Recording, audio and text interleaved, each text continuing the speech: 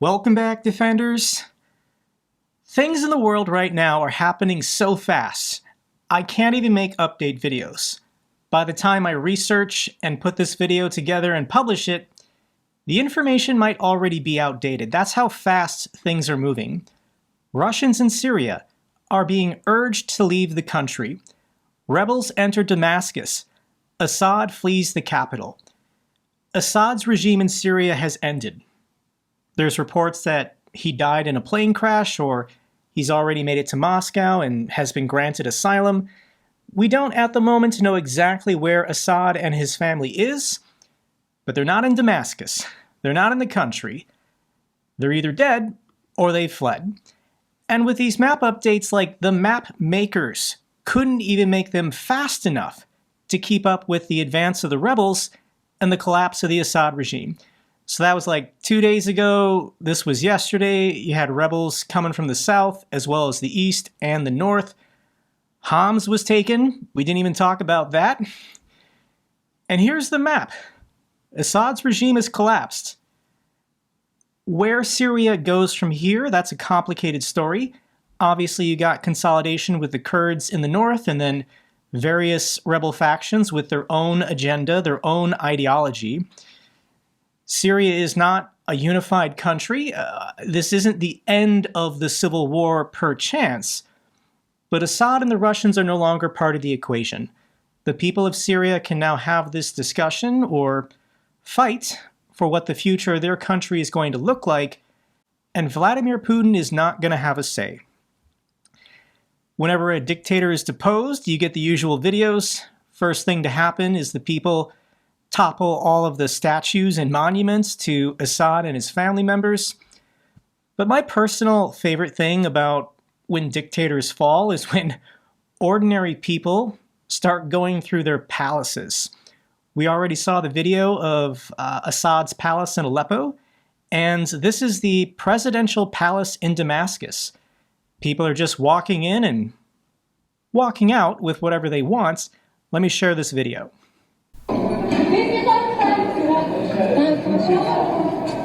ما في ضوء بس لا يكسروا هيك حرام والله هذا مال الشعب والله مال الشعب والله مال الشعب.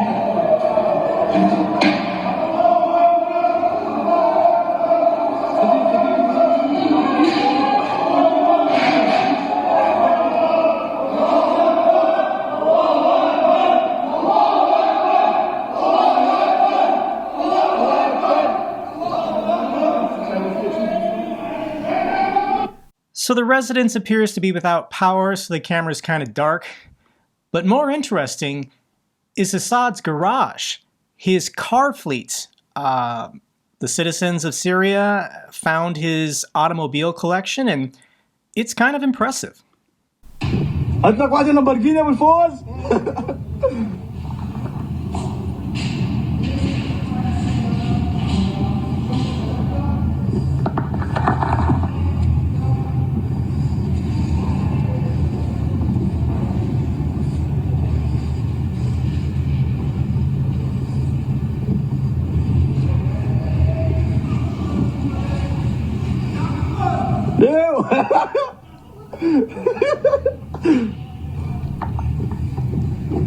Help yourself to a car, I guess. I think it's kind of funny that Assad has a camper, like an RV. Like, does the dude go RVing? I also didn't see a DeLorean, so he didn't have a time machine to go back in time and prevent this from happening. And the Russians are pulling out of their naval base and airfields. The rebels haven't reached it yet, but as soon as they're within mortar or artillery range, Russia will start losing high-value assets. So people in the area are catching these videos of the Russians loading up cargo planes, trying to get out their most valuable assets, specifically air defense systems. Putin made the calculation, and he wants to reallocate these air defense systems to help his forces in Ukraine. So it's going to take probably a couple more days, maybe less, I don't know, for the rebels to get inside this Russian naval ports and airbase. The Russians are gone. They're going to completely abandon it. But the question then becomes, what do they leave behind? You can't get everything. I mean, there's only so much space in those cargo planes before they can no longer safely fly in and out, so the rebels will shoot them down if they can. In addition, it's now about the embassies. People in Damascus, ordinary Syrians, have stormed the Iranian embassy. Foreign embassies in other countries are usually the focal points for intelligence gathering. So the Iranians were helping Assad's regime, and all of their intelligence was being run out of the embassy, and Iran just lost control of their embassy in Damascus. So what kind of information are ordinary people going to pull from this embassy? And this is a resounding strategic defeat for the Russians. They were using their airbase and naval ports in Syria to topple these governments in Africa, to cause these coups and project power. And you can't do this anymore. Any Wagner mercenary or Russian soldier going back and forth between the homeland, they always had a layover in Syria at this naval port or airbase. And Putin made a big deal of this. In 2017, this was 7 years ago, Putin went to Syria to christen this naval base and airfield. And here's what Putin said 7 years ago. 2 bases have been established here in Syria and will operate permanently in Tartus and here in Khmeimim. And if the terrorists raise their heads again, we will strike them in a way that they have not seen yet. And Putin was correct. We didn't see Russia strike the rebels in any way because they don't have the strength. They don't have the capacity to do it right now. Here's the parody account, Darth Putin. So basically, every Russian I sent to die in Syria was for nothing. I remain a master strategist. Wow, 10 years of fighting for the Russians to prop up Assad, and it all came crashing down within, like, 2 weeks. Here's thoughts from Ian Bremer. Putin handling a loss in Syria with evacuations and silence shows he's capable of doing it when he needs to. A useful lesson for NATO. Russia doesn't have to be fighting this war in Ukraine. If they want to pull their forces out and just stop talking about it, Putin literally did that in Syria this week. Here's thoughts from Tataragami. He's a former Ukrainian officer.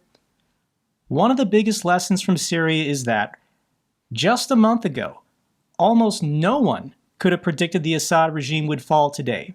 The realities on the ground crowd would have denied such a possibility. A reminder of why people in Ukraine fight rather than surrender. And honestly, this has been my position on this channel the last 2 years. Eventually, Russia is going to collapse. There's going to be some kind of economic or political catastrophe. And I don't know where Putin flees to. Is he going to get asylum in Beijing? Is he going to get asylum in Tehran? But when dictators fall, dictators who brutally oppress their own people, it happens fast. Nobody sees it coming. Nobody predicted this a month ago, and it just happened spectacularly. For fun on my YouTube channel, I asked you the question, nobody predicted a month ago that Assad's regime in Syria would collapse. So which dictatorship will abruptly fall next? 20% said Iran, 24% Belarus, only 3% North Korea, and of course Russia got the majority. And I actually think Iran is more vulnerable than I thought. The Iranian military didn't save Assad. They could have deployed their military to cross the desert to fight these rebels themselves. And I don't think Iran can. There's been a lot of civil unrest and protests, specifically around women's rights, but the people of Iran are immensely dissatisfied with the ruling elites, with the Ayatollah. And Iran's honestly a powder keg. I don't think it would take much more for there to be mass protests and some kind of collapse of their regime. I think they're the most likely candidate to happen next. The runner-up being Belarus, and why I think this is Lukashenko is having another election in January. The last election he had, there was rioting and protesting and civil unrest because, of course, Lukashenko is a dictator who never leaves office. So I hope the people of Belarus seize upon this opportunity, seize upon Russia's weakness. If the Russians can't protect Assad, then maybe they can't protect Lukashenko anymore. The least likely, of course, is North Korea.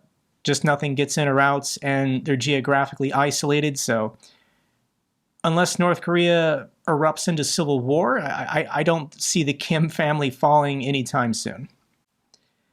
The other top story for today, Zelensky, Trump, and Macron rendezvous at the Notre Dame Cathedral. Zelensky said he had a good and productive trilateral meeting with Macron and the U.S. President-elect Trump, who was on his first overseas visit since winning the re-election. The Notre Dame Cathedral had a fire back in 2019. It took 5 years to restore it, but it looks absolutely stunning, absolutely beautiful today. I know this was traumatic to watch for the people of France. I do believe this cathedral is a landmark for all of humanity and culture, and I'm glad to see it restored, and I hope it stays safe going into the future. But these are the photographs of Zelensky and Trump shaking hands and smiling. And unless I'm crazy, is President-elect Trump wearing blue and yellow, the colors of Ukraine, to show his support for Ukraine? And this might be the direction we're going in. So let me play for you the clip. It's fun to see all three world leaders walking together and shaking hands. And if you want to see their body language and how they're interacting with each other, I think it's interesting. Les parapluies. Non, on peut pas poser. Les parapluies. Mr. President Smith, can you have a look this way? Yeah. Thank you, Mr. President. This way, please. Please, Mr. President. To your right, Yeah. please. To your right, please.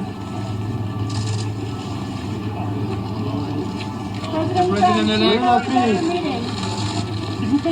President.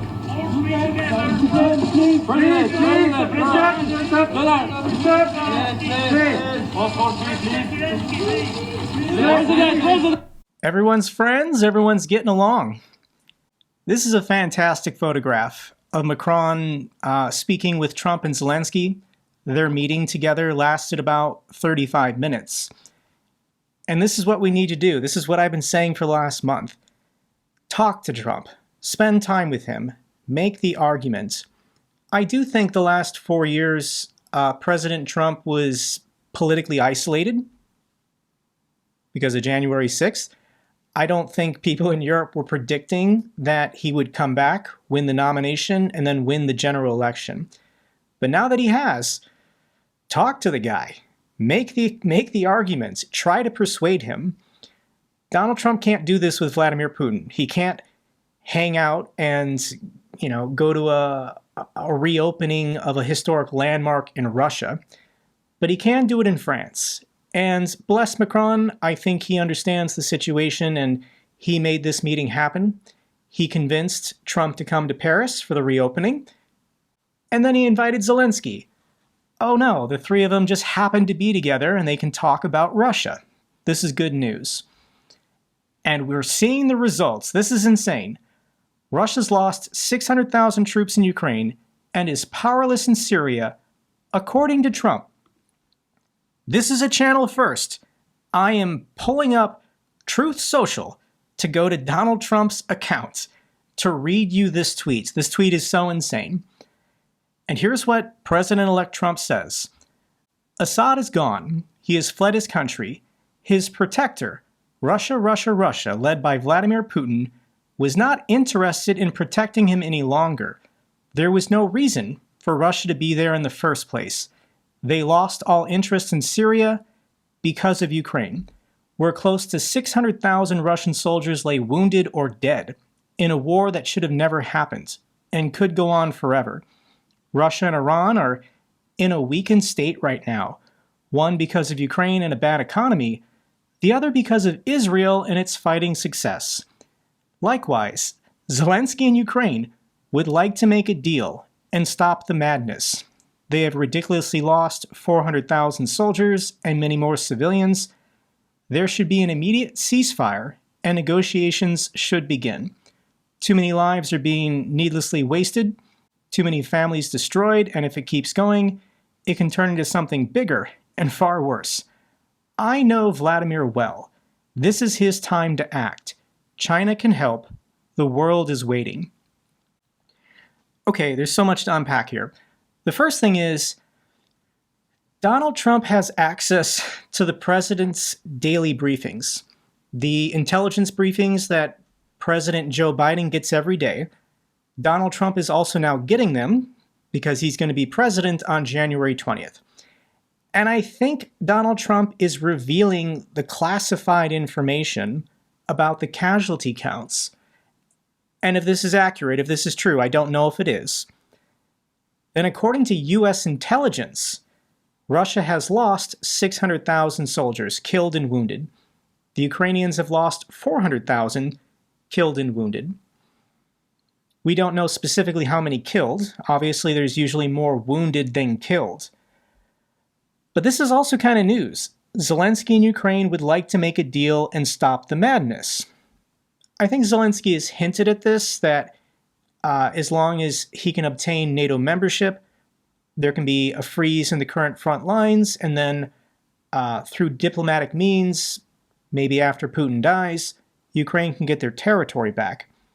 There's also this line about China can help, and maybe China has made a phone call or two to Trump and said, hey, let's see if we can nudge Vladimir Putin in the right direction.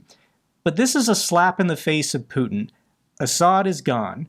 Russia couldn't protect them. Russia needs to get out of Syria and stop meddling in Africa. That's the implication. There's a lot to unpack here, but what's important is that Donald Trump senses weakness from Putin. And this is not what the Russians were hoping for before they start negotiations on January 20th. Senior Biden aide promises massive military aid package to Ukraine before Trump's transition. And Trump doesn't have a problem with this. Trump is not complaining about the United States under Joe Biden rushing as much military aid as possible prior to January 20th. General Keith Kellogg, Trump's special envoy, has explained to Trump, this gives you more leverage. This gives you more force in negotiations against the Russians come late January. The Pentagon unveiled their next $988 million assistance package. This is on top of the $780 million one announced last week. And this is what the United States is going to do every week until January 20th. Try to allocate and send as much as possible, because I do think Trump will pause military aid to say, I'm trying to engage in good faith negotiations. But if the Russians don't cooperate on his terms, I think he's serious. He will resume or increase military aid if the Russians don't negotiate in good faith. This is just madness. 50 Russians died for every kilometer of Ukraine captured. Russian casualties hit a record average of 1,500 a day in November, with a high of over 2,000 just on November 28th.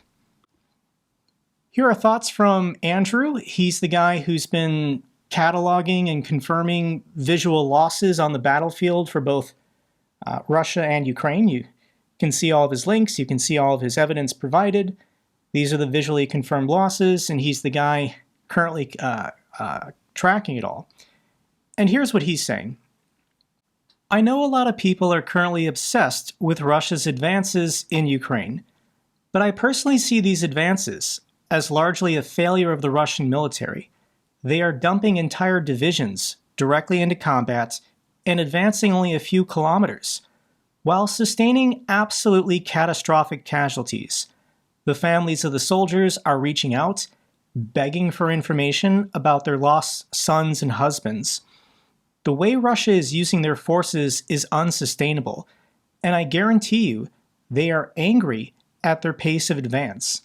I think the current rate of Russian advance is an actually really good sign for Ukraine because it shows under dramatically increased stress, the Ukrainians are losing ground at roughly the same rates they were prior. I know people are pointing to Ukraine having lost more ground in November than in prior months, but personally I find this figure to be misleading because much of that area lost was the area between Ukraine's first and second lines of defense. This post continues. I'll link it down below if you want to see his analysis. But this is just stupid of the Russians. Here is the advance towards Pokrovsk. You can see they kind of have a breakout to the south of the city. The Russians basically want to encircle it, destroy it, and then hope Ukraine withdraws. But just get out the ruler. The Russians started here, and in 3 years of war, 3 years of fighting, 41 kilometers. Hundreds of thousands of Russian soldiers killed, captured, and wounded. And how far have they advanced in the Donbass region over 3 years? 41 kilometers. It just gets stupider every time I think about it. And for people on the side of supporting Russia to cheerlead this, all the deaths, all the casualties, all the lost equipment, all the money waste. Russia just lost Syria because they wanted to focus on these 40 kilometers they've taken over the last 3 years. This is not a victory for the Russians. And things can always get worse if they continue this war.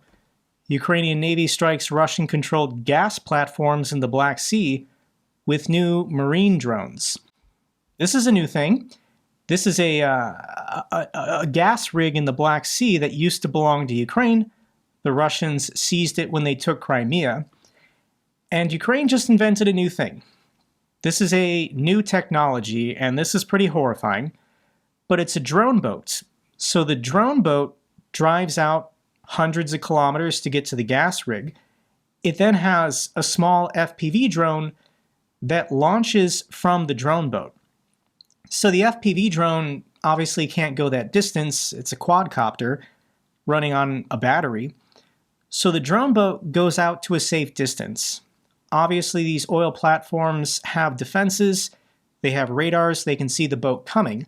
So the boat gets close, and then you launch the quadcopter, the FPV.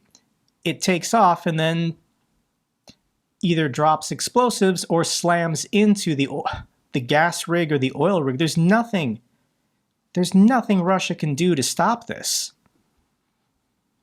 Okay, this is interesting. I'm impressed, Ukraine. Zelensky unveils Hell, Ukraine's new long-range missile drone. President Zelensky handed over the first batch of Ukraine's Peklo missile drones with a range of 700 kilometers and a speed of 700 kilometers per hour. They are much cheaper than their Russian counterparts. I'll share with you the propaganda video. They look impressive. I hope that Ukraine has the resources to mass produce them, but everything Ukraine does, it has to be cheaper and more efficient than what the Russians have been building themselves the last 20 years. It's just the nature of this war. Ukraine has fewer resources, so every dollar they spend has to go farther, but these look impressive. We'll see if they can get them off the ground in a large quantity. Military resistance of Ukrainians and Crimean Tatars claim the sabotage of a rail line between Moscow and Kursk. This happens about once a week. There are partisans inside Russia with sympathies towards Ukraine, and occasionally they destroy some rail lines to slow down the Russian military. We'll learn more about these heroes after the war is won. Putin drops demand for gas payments via Gazprom Bank. Putin made it compulsory for unfriendly countries to pay for Russian gas in rubles, forcing buyers to open special accounts with the bank for Russia's energy giant. But last month, the U.S. Treasury Department finally sanctioned Gazprom Bank. Western countries aren't able to make their payments. So Putin said, fine, you can pay me however you want to pay me. This is pretty weak, Putin. You're getting pretty desperate. The world can see it. Real quick, Tucker Carlson did another propaganda interview with Foreign Minister Lavrov, and it was a flop. Literally no new information was given. Nothing exciting was said. Not quite the interview that I think Tucker Carlson was hoping for. Other stories, let's follow up on South Korea.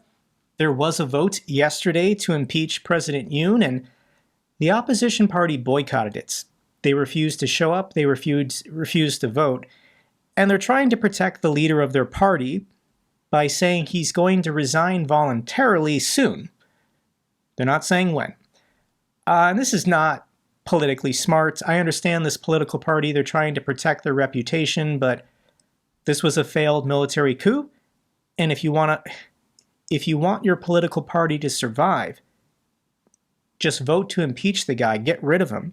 The sooner he's gone, the sooner you can recover your reputation, but they're claiming he's going to peacefully resign at some point. But in the meantime, South Koreans are taken to the streets. This is 150,000 South Koreans protesting outside the National Assembly building today. А перпендикулярно я выдать не могу, потому что здесь автобусы стоят. Но там вся улица заполнена людей. Я думаю, что не одна сотня тысяч людей сегодня здесь. На площади, на Юйде там тоже люди. А это очень большие пространства. Здесь несколько сотен тысяч человек спокойно могут поместиться. South Koreans suffered immensely under a military dictatorship for about 40 years. They love their democracy, and they're not going to stop protesting or fighting for it until President Yoon is in jail. The other protests happening, thousands of pro-EU protesters march on the Georgian parliament.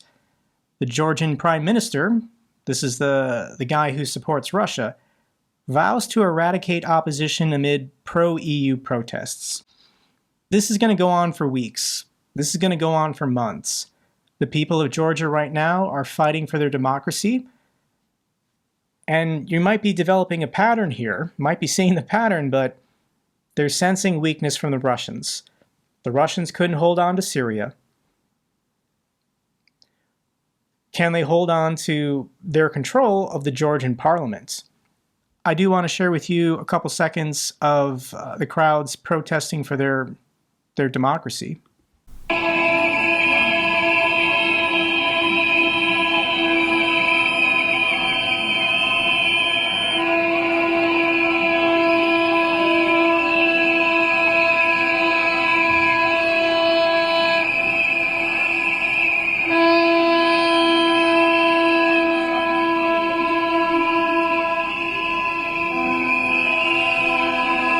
Take to the streets. This is your chance. I think the people of Georgia are never going to get a better chance than this winter to finally be free of the Russians. Let's get to the good news for Ukraine. The Czechs raise 8.1 million euros for Ukraine military drones. Thank you so much to these fantastic donors in the Czech Republic. Sweden and Denmark announced they're sending 40 infantry fighting vehicles, rush delivering them. I guess this is a deal with BAE Systems worth about $2.2 billion, but thank you so much to the people of Sweden and Denmark. This is kind of big news. Denmark hands over the second batch of F-16 fighters. I don't know specifically how many, but Ukraine now has more capability and more F-16s. Final video I want to share with you. December 6th was Armed Forces of Ukraine Day. And let's just take a moment together to remember the fallen heroes.